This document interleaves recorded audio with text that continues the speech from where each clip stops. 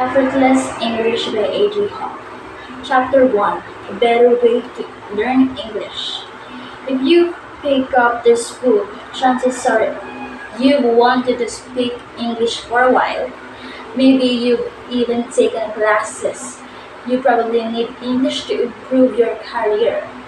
Maybe you want to travel internationally or study abroad. You know that English is the key to international business and international travel. So let me ask you something. Do you feel nervous or shy when you try to speak English? Do you still struggle to understand what someone is saying to you despite years of study? Are you embarrassed about your pronunciation or worried you speak too slowly? Are you frustrated that despite all the all the time you've invested in learning English, you still can't speak it?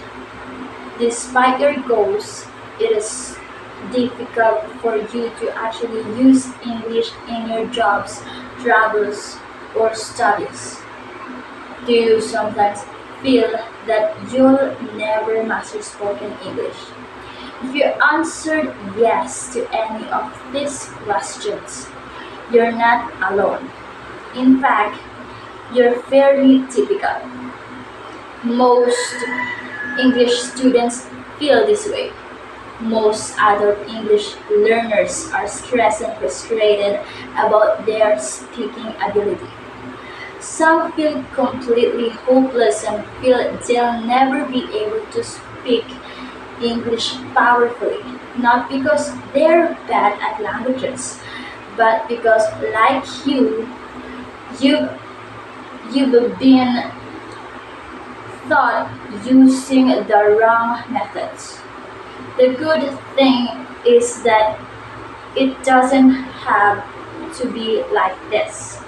There's nothing wrong with you. You can learn to speak English naturally and with ease. You can use English effectively in your job, travels, and studies. You can feel relaxed and confident every time you speak English. In fact, as a long-time English teacher, I've been helping thousands of students all over the world become fluent and powerful English speakers. How did I do it? I did using a teaching method I developed called Effortless English. Effortless English enables you to learn English naturally and automatically.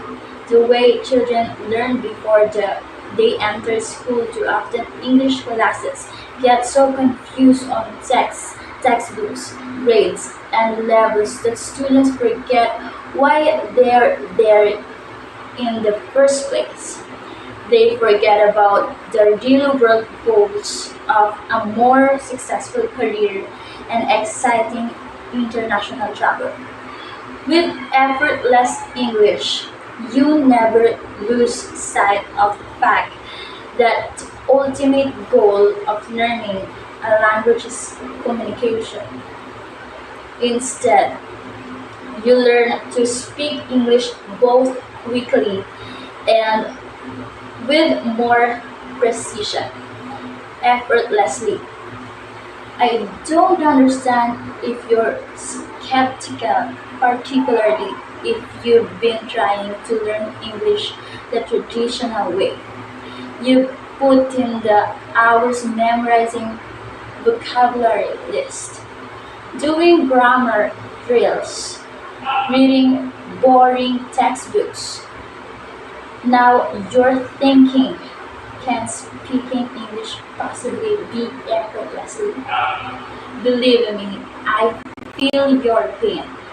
Back when I started teaching 15 years ago, my students were all excited to begin conversing in English, and I was excited to help them. At that time, I thought in the usual way, I used textbooks and focused on teaching grammar. I thought this was the best way to teach, and none of my students complained.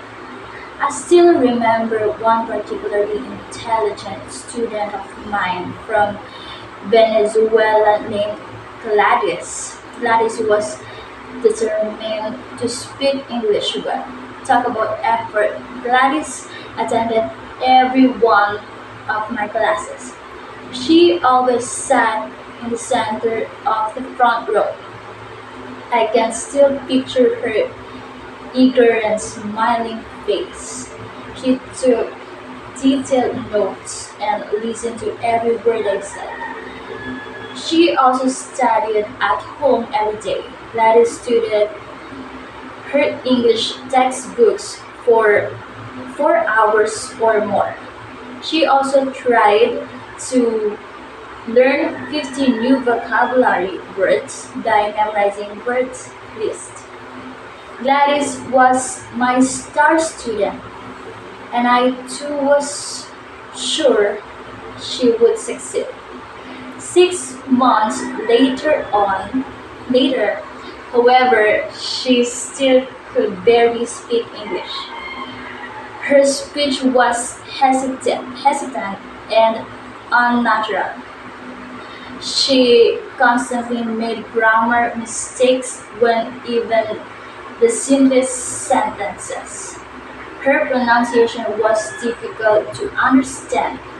She still thought in Spanish and tried to translate to and from English when she spoke.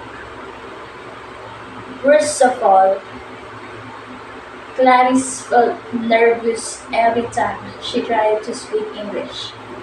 Speaking English was a painful experience for her. Gladys was extremely frustrated after so much effort. She had barely improved as her teacher. I too was frustrated. I was sure Gladys would improve quickly and could understand why she had not. I followed all of the traditional technique methods. I used the standard textbooks and the standard classroom activities. Gladys was intelligent, disciplined, and consistent, and yet her English speaking barely improved. Sadly, I realized that Gladys wasn't the only one who had not improved. Her classmates also had barely improved. It was frustrating, and I felt like a complete failure as a teacher.